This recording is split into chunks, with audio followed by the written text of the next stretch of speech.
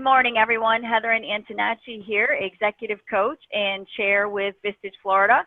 I am joined this morning by Phil Nahajewski.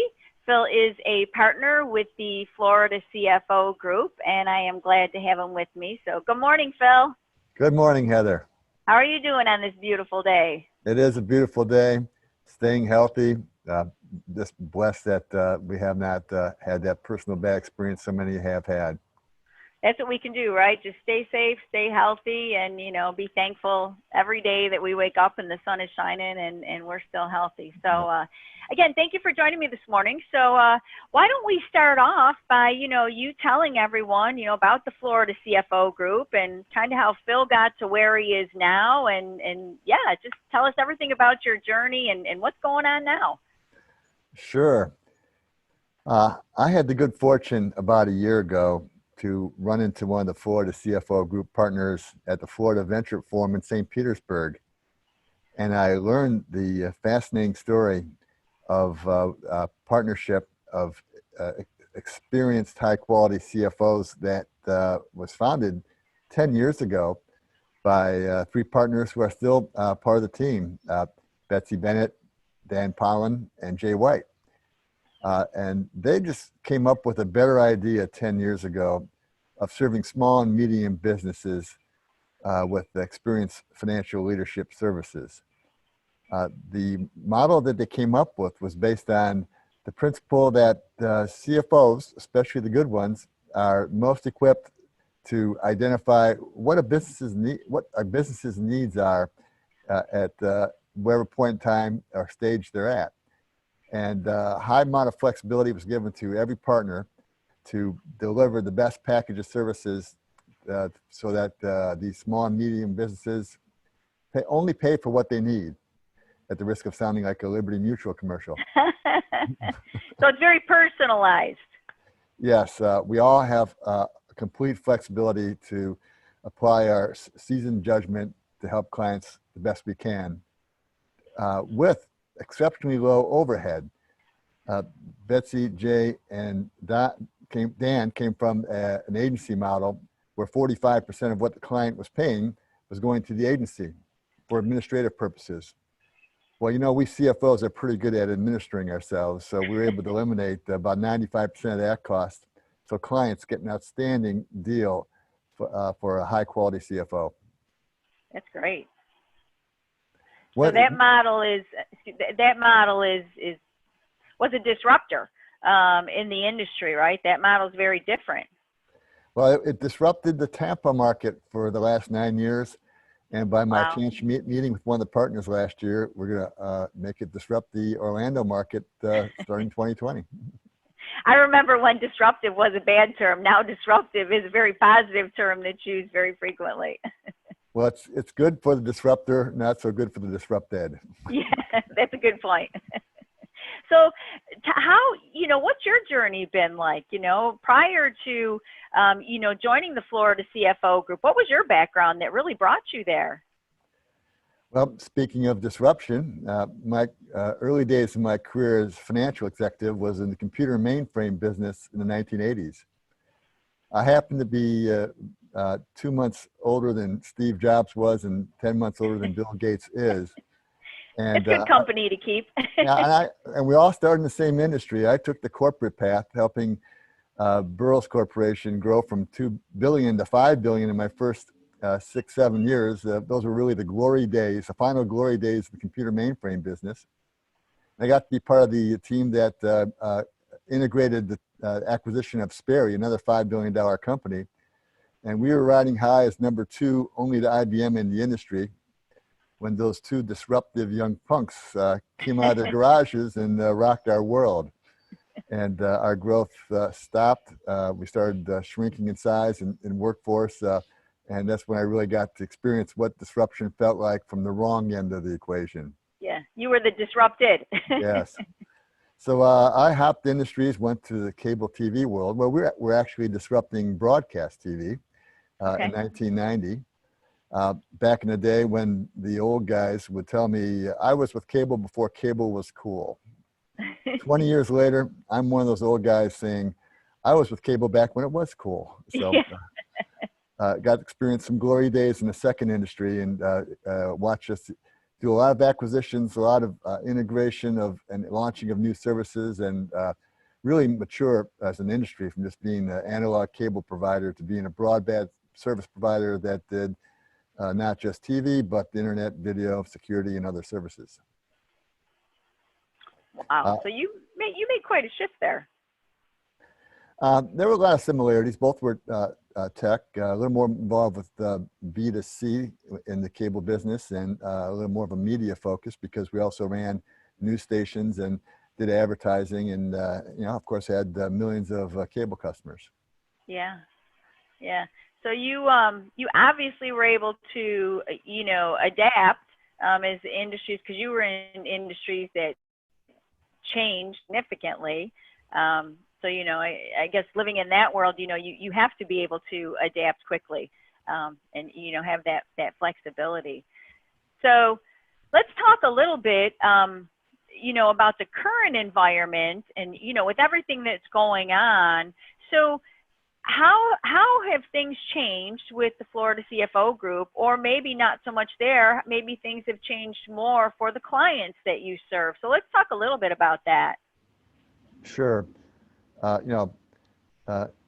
There's always been change, but the amount of change that this crisis has thrown at small and medium businesses raises the bar to a new standard. We went from a high growth economy to survival mode in a blink of an eye. And thankfully, the CARES Act passed by the federal government is creating some relief opportunities that basically helps small and mid-sized businesses buy some time. What the Florida CFO Group has been doing is helping consult with businesses that are eligible for these programs so that they can cover their costs for the next 8 weeks. But whereas that just buys them time, the strongest entrepreneurs are looking to do something with that time and develop their plan for how they're going to emerge from this crisis to succeed in the post-crisis economy. Mm-hmm. And that's the fun part of what we're doing in the Florida CFO Group. The important part is helping them survive. The more meaningful part is helping them figure out how they're going to do the contingency planning that's going to help them come out of this in the best possible position. So a lot of post-crisis management and strategy. Right. We first have to take care of what it takes to survive. And our hope and motivation is to help businesses get past this and position themselves to be most effective after we get past it. Okay, that's great. Now, I know, Phil, you work with small to mid-sized companies. Are there specific industries that you service, or is it really just, a variety of industries, and it's more dependent on, the client and the help that they need? Well, one of the beauties of the Florida CFO Group is now that there's 17 of us, there's 2 Orlando partners and 15 Tampa partners that combined have a wide range of industry knowledge. So it gives us the confidence and ability to serve people outside our traditional range of experiences. Most of my experience has been with technology type companies, and I help and nonprofits. I've been on a lot of boards and even served as a CFO for a large nonprofit. But then I got into in the tech startup space, and where I felt really comfortable dealing with the speed, agility, technology, fun chasing. That's funds chasing and fun chasing, I should say, of the tech startup world. It's been a wild, crazy ride, and it helped me, I think, just add to my experience portfolio. So when it comes time to help a small and medium business, I can draw from my corporate experience, my fast-paced startup experience, and also from my 16 other partners on their experiences. So I have a lot to offer to any small and medium business, whether or not I personally had experience in their industry or not. Okay. Okay. That's good. So it's very collaborative. So the partners work in a very collaborative, world. So you're not tied to just specific industries or specific challenges that those small to mediums are faced with. That's great. Power and collaboration. I believe that wholeheartedly. Let me ask you, kind of looking ahead, what does the future look like? Either, industry specific, or maybe drill down a little bit and be specific to the Florida CFO group. But what do you see in the future, Phil? Well, even before the crisis, we've had a trend in our domestic economy of disruption of large companies by small companies. And the shift in the economy has been the focus and for helping small businesses and mid-sized businesses is just consistent with the economic trends. There's just more and more businesses that are able to find their niche, get past the first stage, get into the second stage, and get to the point where they need experienced financial leadership, but maybe not need it full time. Okay. That whole economic trend and that whole economic reality bodes well for the CFO group, because that's what we like to do. We like to apply our collective 500 years of CFO experience to help a variety of small and mid-sized businesses. Okay. Very good. So that model is changing too as well, right? Maybe not a full-time CFO, but the services that you provide obviously make it more attractive to all types of business owners. That's good. That's great. Let me ask you here. We're going to get a little more into the details of why a client would want to do business with Phil or the Florida CFO group. So we've talked about kind of what the Florida CFO group provides, and certainly how you provide it, drawing on all of the experience that you have and collaboration within the partners. But let's talk about the why. Why would a small to mid-sized business owner turn to Phil or the Florida CFO group for support and help? Sure. The small and mid-sized businesses will have their financial and accounting support structure. They'll have a bookkeeper, maybe even a controller, of course, a CPA firm helping with their taxes. But they'll be missing that experienced financial voice at the executive table that large corporations have benefited from to help install the financial disciplines that will help them make sure that their resources are strategically allocated and effectively managed, setting up plans, metrics, the kinds of tools that help the large corporations thrive for decades now are available to small businesses by virtue of our fractional and interim services model. That's great. It's really a chance for them to raise the level of their game beyond what small and medium businesses typically have had to do, which is basically put a lot of burden on the entrepreneur without that counterbalancing help. The EOS model, says that businesses need to have that visionary and that integrator, and many times we CFOs do is act as the integrator, or perhaps the visionary if that's what gap needs to be filled. We apply our judgment to identify what gaps need to be filled and craft our engagement to just help the business fill those gaps and compete more effectively. Very good. I'm going to change topics here. So I have a source, and I will not reveal my source, who's told me that Phil has a little bit of a creative side, and there's a project that you're currently working on. So can you share that with us? Heather, I'm guessing you're talking about FESN. I am. Yeah. And this is my fun project of the year. And thank you for being a part of it. Your two videos are among now the 30 that are posted on our FESN YouTube channel by 17 different creators.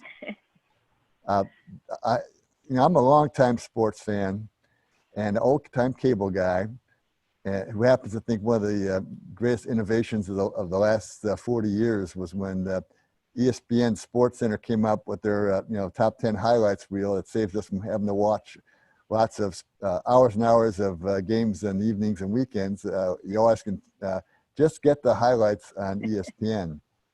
So I kind of came up with this concept of just the highlights for entrepreneurs.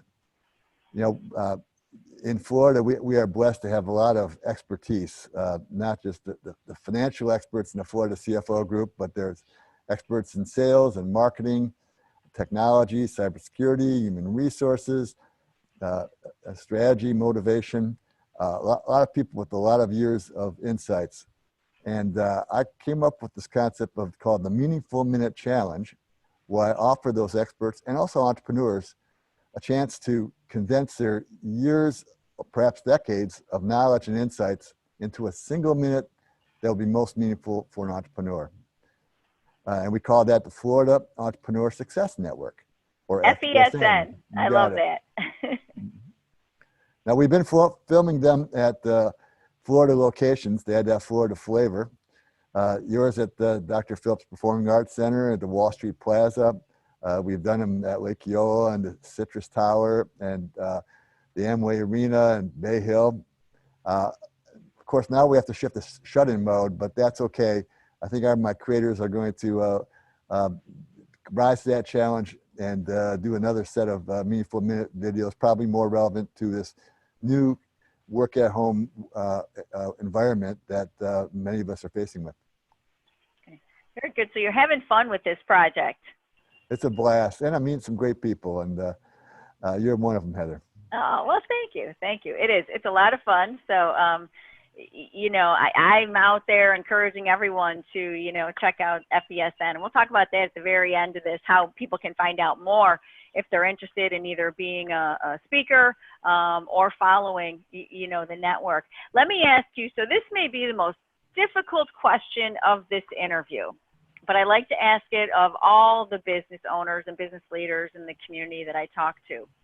If Phil could have a leadership advisory council that you could go to for guidance on both professional and personal matters, and that leadership council could only be comprised of 3 individuals, and they all have to either be alive or dead. So they have to be real people. We can't have any fictitious characters in there.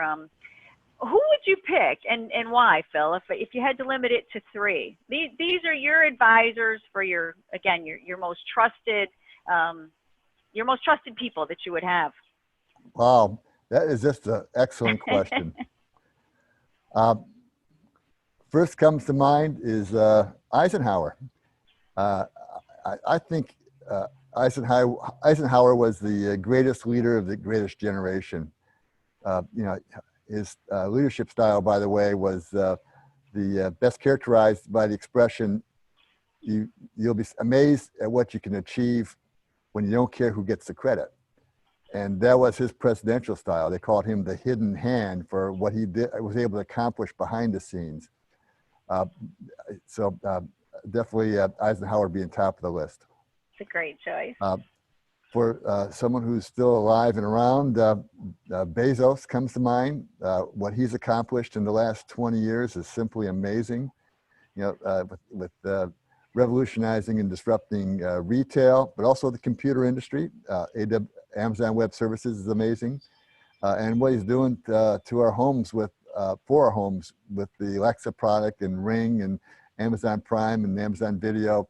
Amazing record of accomplishment, amazing ability to get things done, to stretch resources. He would be in my council as well.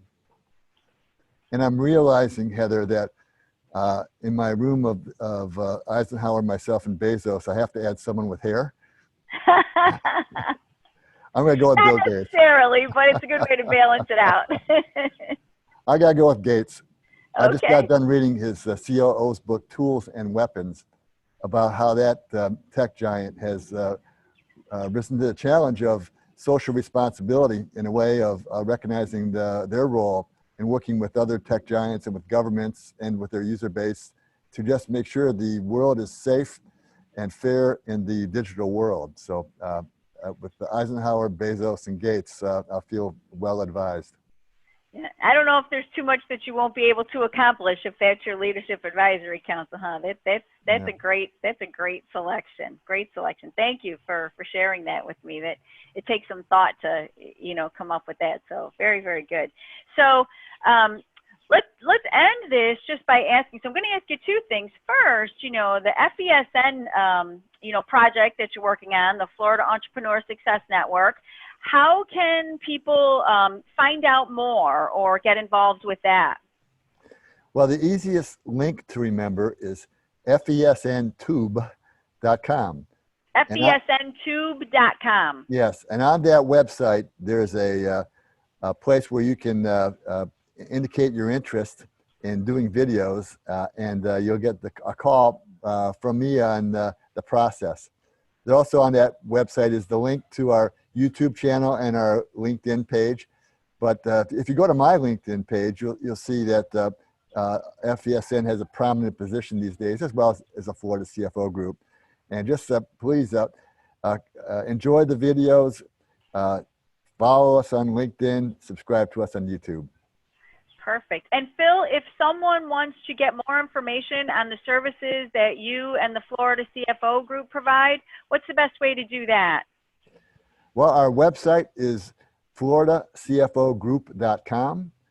On that site, you'll see the bios of the 17 partners, so you can identify who you want to contact, or you can just dial the 1877 number to express your desire to get a call back from one of the partners to help you understand how we can help your business. Wonderful, wonderful. So thank you, Phil. Again, I am here with Phil Nahajewski from the Florida CFO Group. I've really enjoyed our time today. And stay safe, stay healthy, and I wish you the best of luck. And I'm so thrilled to be a part of the FESN project. And I'm looking for that third video from you, Heather. You'll have it. You'll have it. All right. Take care, Phil. Thank you so much. Bye, Heather. Bye, everybody.